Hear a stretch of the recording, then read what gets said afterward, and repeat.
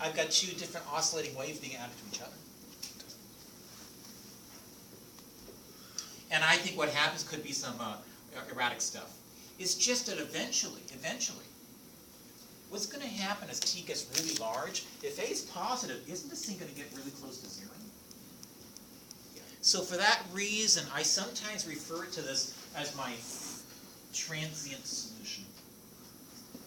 Is it called transient because it only exists for a short period of time? Yeah, hence the word transient, hence the adjective transient. I think since this is not transient and it just stays steady along the curve, I'll refer to this sometimes as my steady state solution.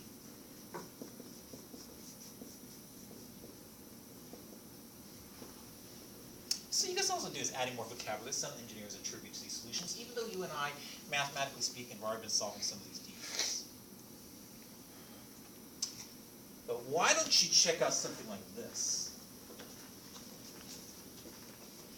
So you guys, there's two reasons why I'm just giving these examples. Number one, they're easy. Number two, I really just kind of feel behind. So I really meant to discuss this last week. That's the only reason. I want you to check out something new, something we have not yet discussed. That is to say, we haven't discussed examples of differential equations with non-constant coefficients.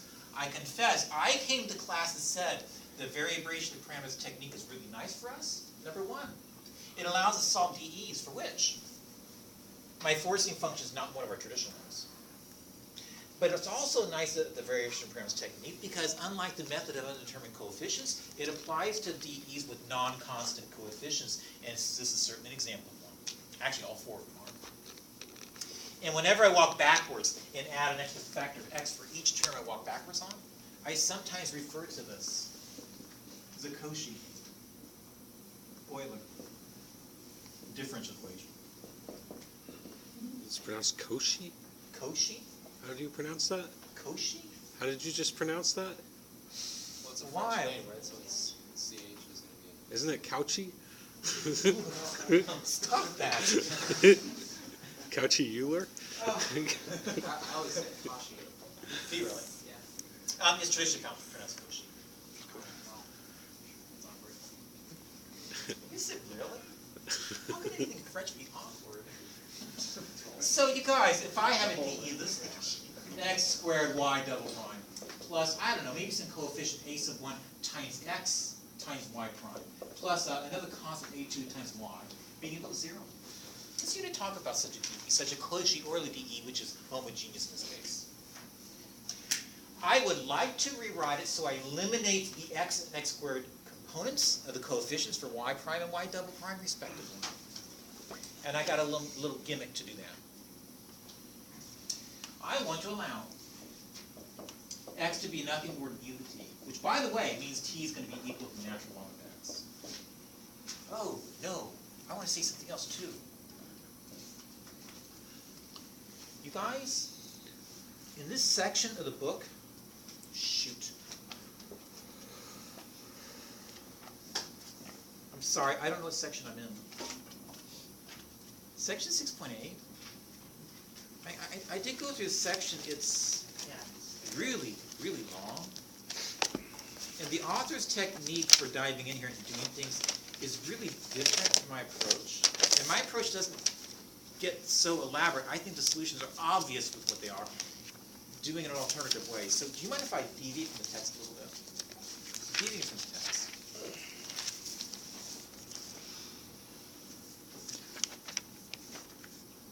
Can you guys appreciate y prime represents dy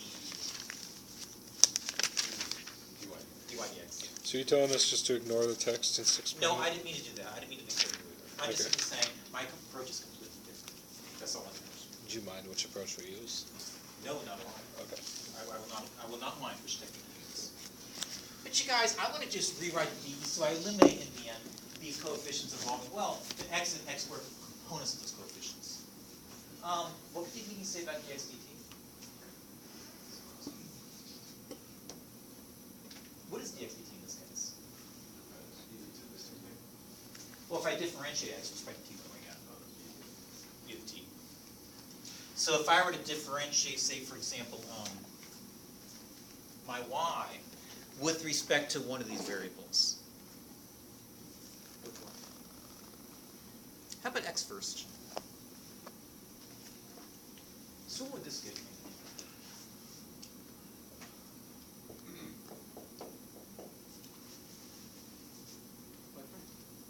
Oh, you're right. But what about that in terms of t? In terms of t, couldn't I use the chain rule? Wouldn't that be this? You mean over, is it x or t underneath y? Oh, my apologies. Did you mean x? I meant to say this.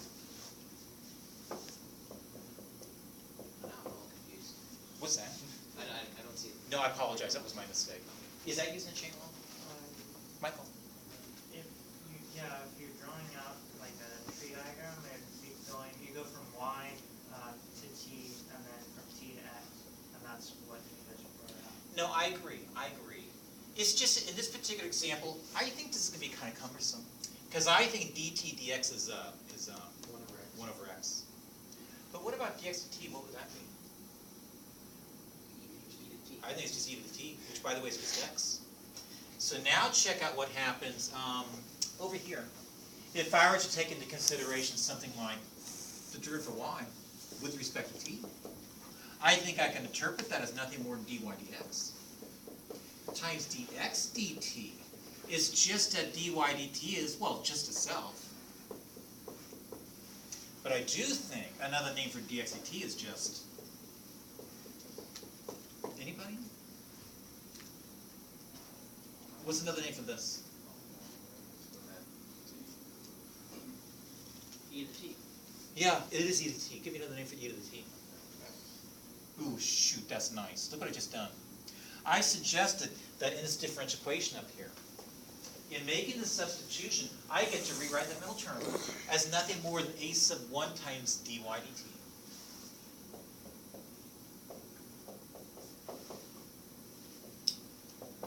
In other words, you guys, this particular substitution allowed me to eliminate that particular factor within the coefficient of y prime, Chris. Did you just write dy dt equals x times dy dt? I'm really confused. Really? Yeah. I'll put us back to steps. Let me slide this down a little bit. Oh, sorry. My apologies. You're right. I did make a mistake. I meant dy dx. Okay. I wasn't trying to change things. My apologies. I'm never going to get into like recursive differential equations. But let me put in some extra steps. No, not quite. I was just simply replacing dx dt with what you said, which was e to the t. It's just that e to the t has an alternative name with that substitution. It's just simply x. Well, what the heck can I say about this? Because I think the second derivative for y respect to t is going to be nothing more than the derivative with respect to t of the first derivative for y with respect to t. And I think another name for dy dt is the following. Oh, you guys have got it right there. Another name for dy dt is just x times dy dx. Oh, you guys, I would have differentiated using the product rule. But I can't, because I have to differentiate with respect to x. So let me yet again apply the chain rule. I'll differentiate with respect to x. First, all of this garbage inside the parentheses. And compensate by multiplying by dx dt.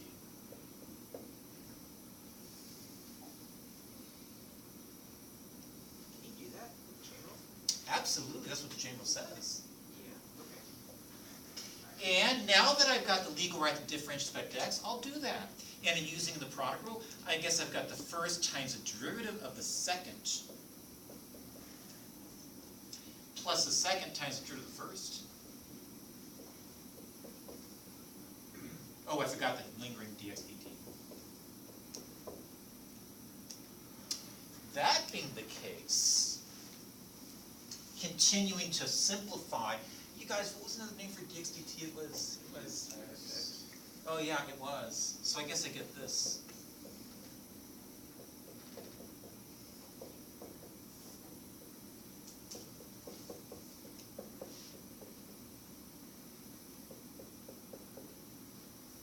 And now if I distribute in, oh, did I forget my squaring? Yes. if I do distribute n, shoot, what is that gonna give me? But why did you put dy dx? Because dx dt is x. Sorry, did I make a mistake? I put it in too many times. dx dt is just x. And if I distribute n, it's gonna give me this. So I can get my x squared, second derivative for y with respect to x, plus my x dy dx. You guys, I feel bad, I'm running out of room. I hate to be disorganized, but maybe jumping to the left over here a little bit. That necessarily implies that my second derivative for y with respect to t is indeed my x squared.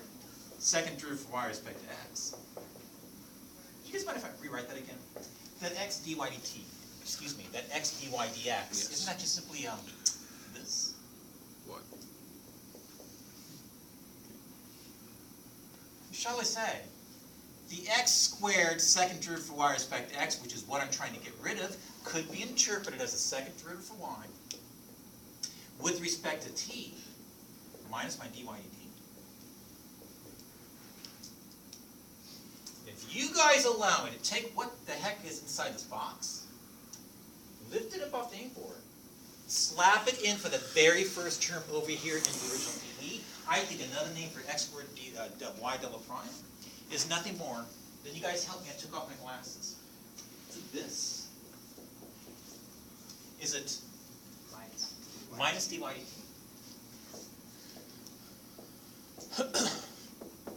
Oh shoot, look at these two terms. They have something in common. So I think in the end, with this substitution, I get to transform the original dE with non-constant coefficients into this dE with constant coefficients, but the middle coefficient is going to change. And I'm finally left with the second derivative for y with respect to t, plus my original coefficient minus 1 times, well, dy dt, plus my a21. Now that is slick, because that's a homogeneous dE with constant coefficients, and I can tackle solve that dE. Chris? Are we always going to be able to change a differential equation with non-constant coefficients to one with constant coefficients? Absolutely not. But if you do have a Cauchy-Euler dE, where the coefficient here involves a single factor of x, this one involves a single factor of x squared, then I will be able to apply the substitution, and will always transform it into this constant coefficient dE. And then once we have our function in terms of e to the t, we have to solve it, or You've got a good point. I've got a back substitute.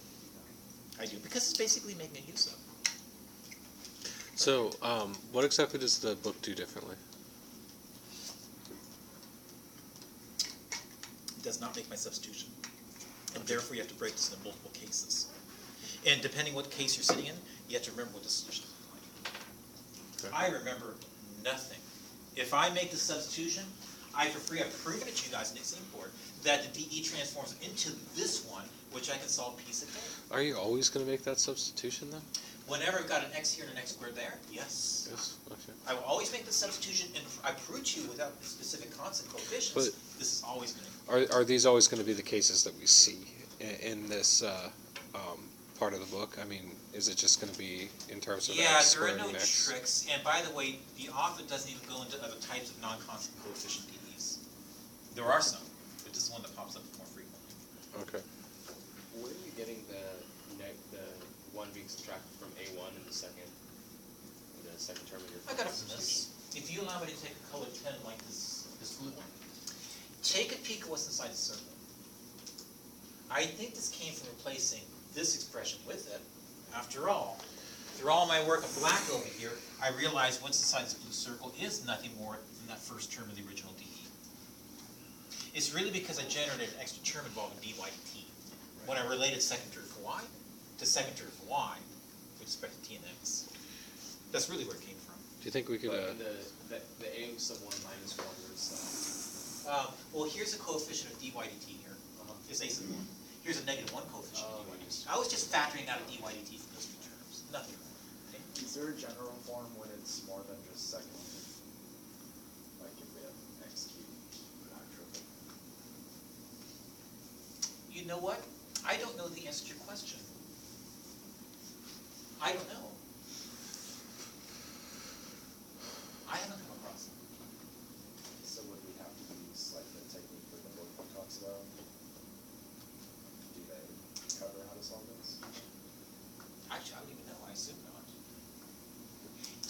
I refer to the DE as Cauchy-Euler, typically isn't going to be, this is going to be a second order DE, as opposed to third.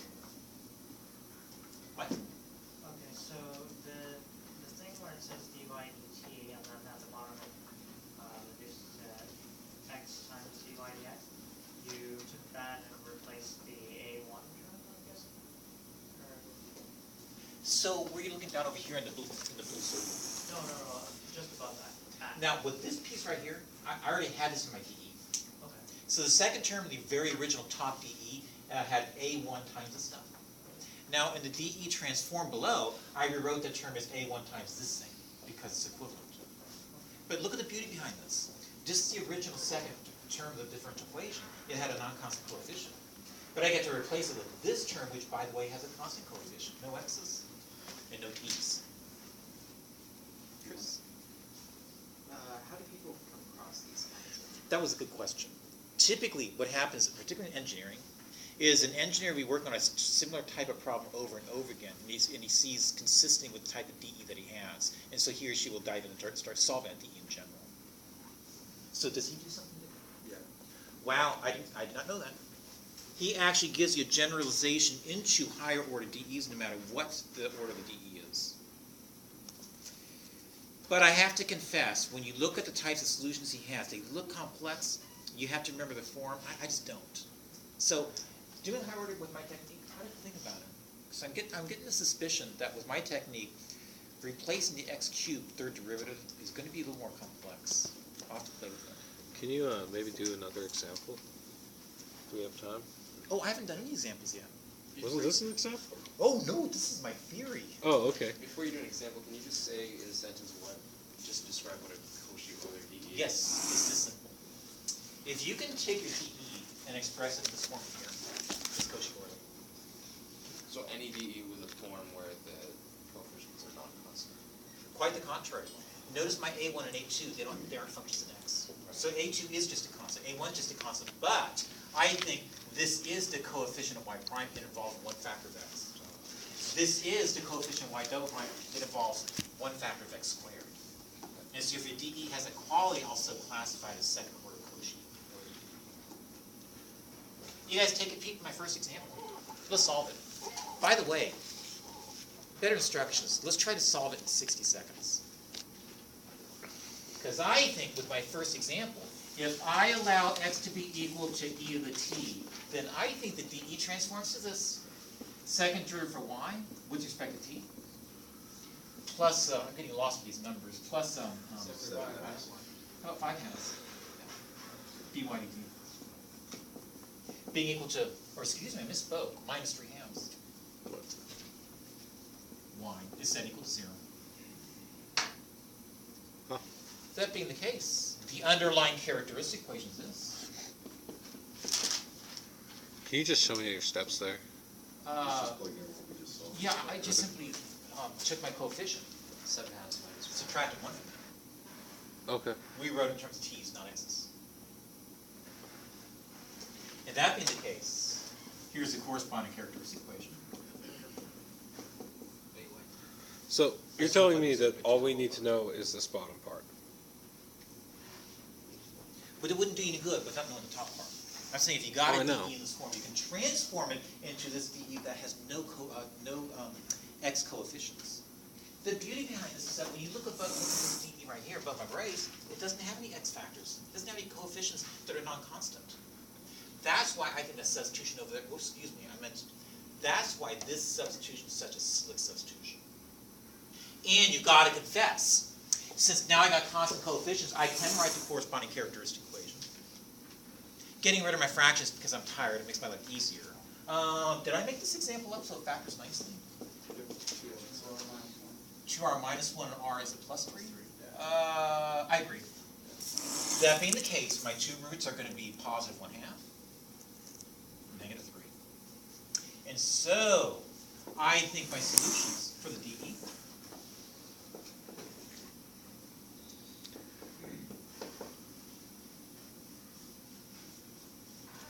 are going to be, I don't know, anybody want to help me with this? So C1 e to the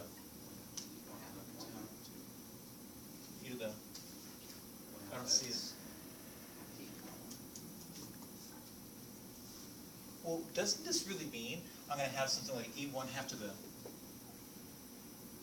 t plus c2 times e to the, I guess not. Oh, yeah. so what about my second example? We haven't solved it yet. What's that? We need to reset. Thank you, we can't go to my second example. Technically speaking, I haven't answered the question, because I'm supposed to solve this differential equation for some function y in the understood independent variable x. I got to back substitute. So I think I finally have that y of x is equal to my c1, and let's slow down.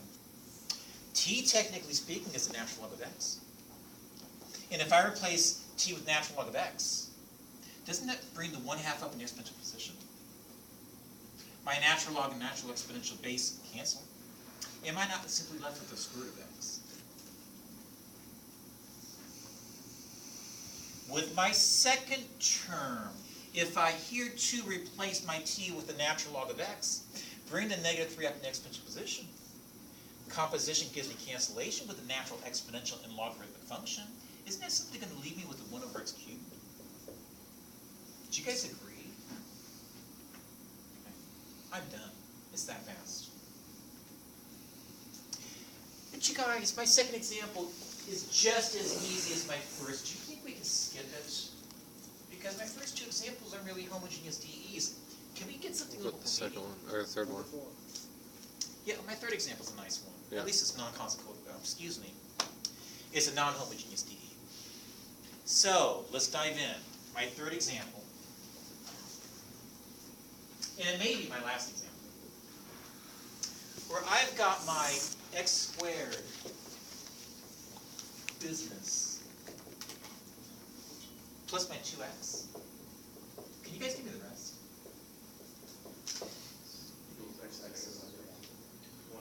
Oh, that's it? It's just x and -1.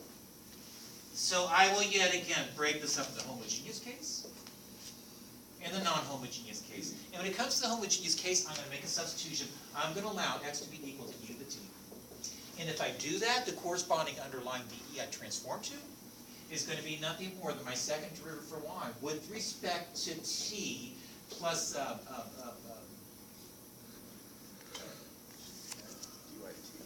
dt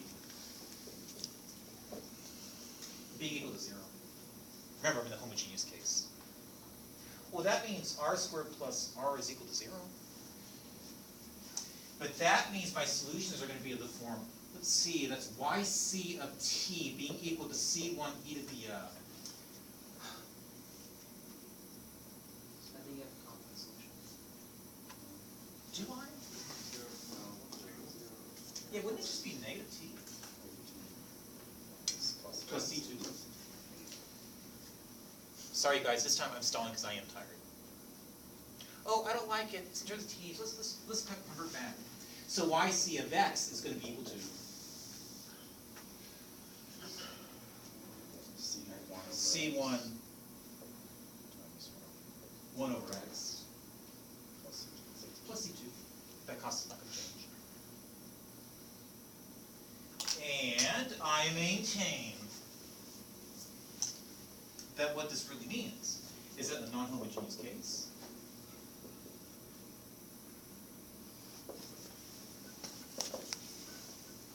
I don't know, you guys, in a non-homogeneous case, can I use inventive undetermined coefficients?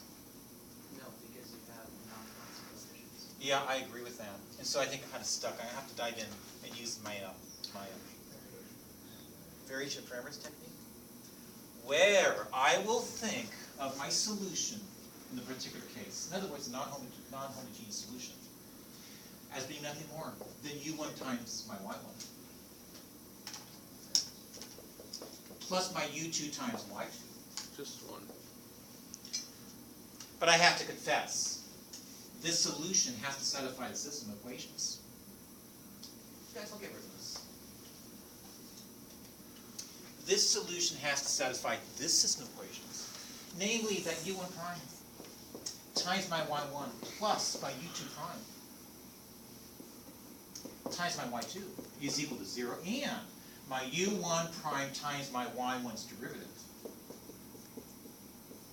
plus u2 prime times y2's derivative is going to be equal to my forcing function.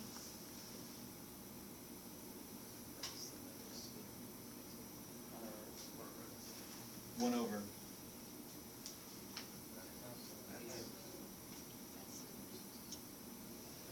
Anybody? One over. Where's your forcing? Isn't it just 1 over x? Isn't that? Well, I thought when it came to class and derived variation of parameters technique, 1 over. Was somebody say 1 over x cubed? Because when I came in that one day and I derived the technique of variation of parameters, remember how I had a nice clean coefficient in front? So if I were to force this coefficient to be nice and clean so I can use it, exploit that technique, I'm going to divide both sides by x squared in my Yes. head. And I think I get this. Were you there? Yes. All right. Sorry about the second term. I know I'm being silly. But my first equation does say this, that u2 prime is that a negative 1 over x u1 prime? Yes. And if I'm not skipping too much, I guess that what that really means is rewrite in the second equation. Oh, sorry. I don't have to rewrite it, do I? Maybe this is a bad example. It's just too easy, isn't it? Shoot. Because I think with my second DE, my second equation, if I were to isolate u1 prime, it's simply done by multiplying both sides by negative x squared. Which means u1 is going to be a piece of cake.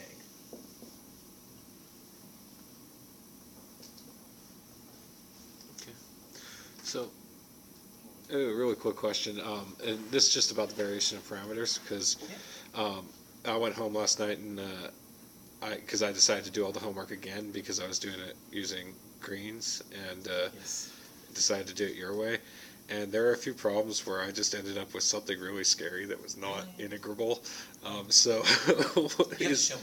Show okay, us is that ever a case, or is it always going to be integrable when you're doing it like this? It's definitely not always going to be integrable when you use this technique. So That's what do you why do if some- it isn't? I mean, You that's solve it up to an integral, and if you need to, you can approximate the integral.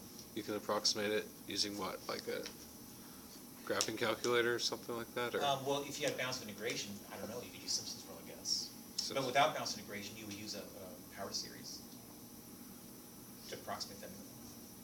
should we have that skill set right now to where we can? Oh, yeah, you had that back in Math 3. Well, yeah, we did it in like a week in Math 31.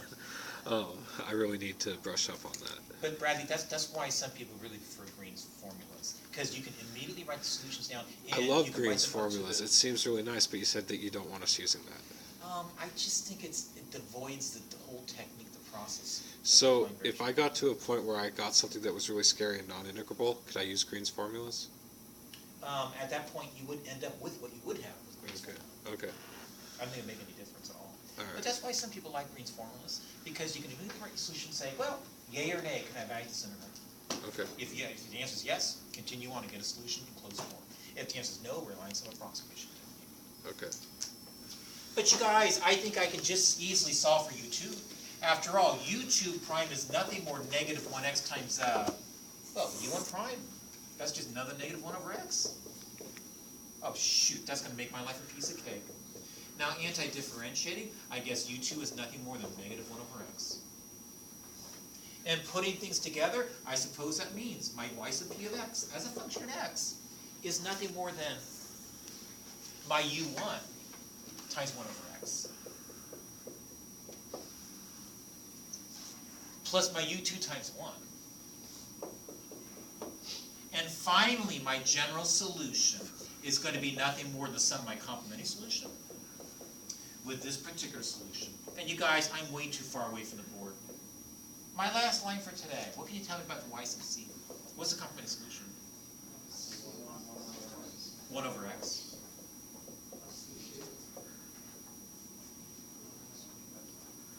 Minus my 1 over x natural log of x. Minus my 1 over x, the heck with it. Let's cut to the chase. I think my general solution is going to be nothing more than c2 1 over x plus c2 minus 1 over x natural log of x. Where c2 is just c1 minus 1. Nice. My apologies. That was a silly DE to solve, because I think the integration process is so straightforward. So you will post the answers to these? Yeah, Check when I our can work. get to it. Yes, I will. Okay. I was wondering, in instead of doing variation of parameters, could we use the homogeneous dv that we found and then set that equal to e to the negative t? Because it's not a replacement for x.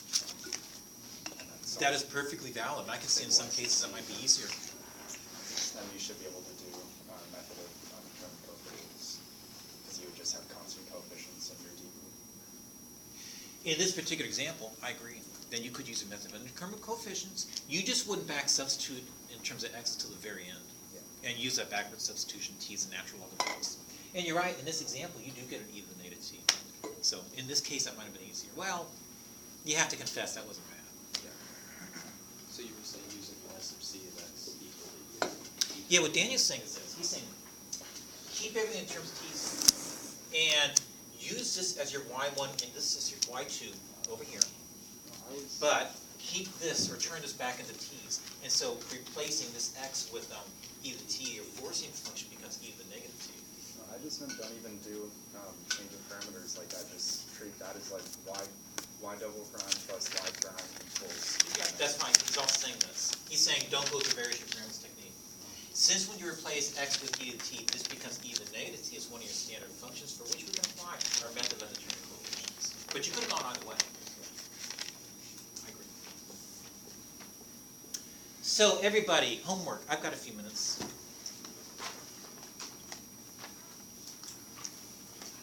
I will post those exercises for you. This was yesterday, yeah, we didn't have much. Wasn't the quiz based on Yeah. it? Oh, the take home? Yeah, but this was the third orders. We only did up to second order. Ah, And there wasn't a lot of third orders, so it's just like, I think 4 problems. Or not even 4 problems, 3 problems. okay. So the only way I would have known is from you. Because you, For me? from you, or the quiz. Here, I'm taking a quiz. Oh yeah, you probably shouldn't have answered it that way, because I made an arithmetic error. That makes sense. Oh, I know.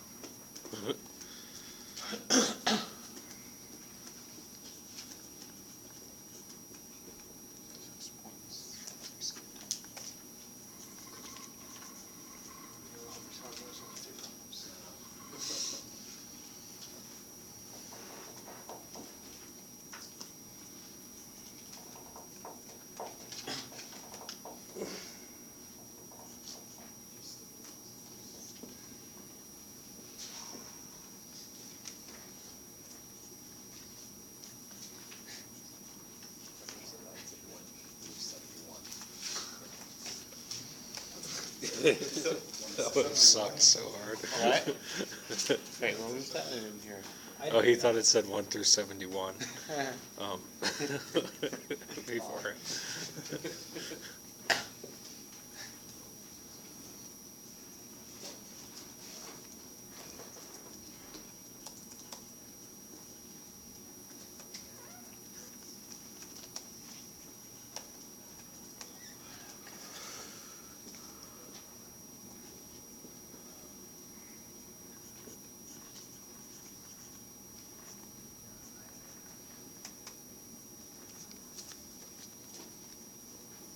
You guys, nothing will be sophisticated. So, And focus then- quick and easy. Then the stuff that you posted online as well, right? Yeah, I'll Okay. put this online. Oh, excuse me. Things online? Huh? Things online? Yeah, all the problems that he had up there, Oh. that we were doing In problems fact, off. I will do that right now. I played my guitar. Those problems or the ones he Do you remember the ones he had up on the screen? Yeah, so he's gonna post those, we gotta do those as well.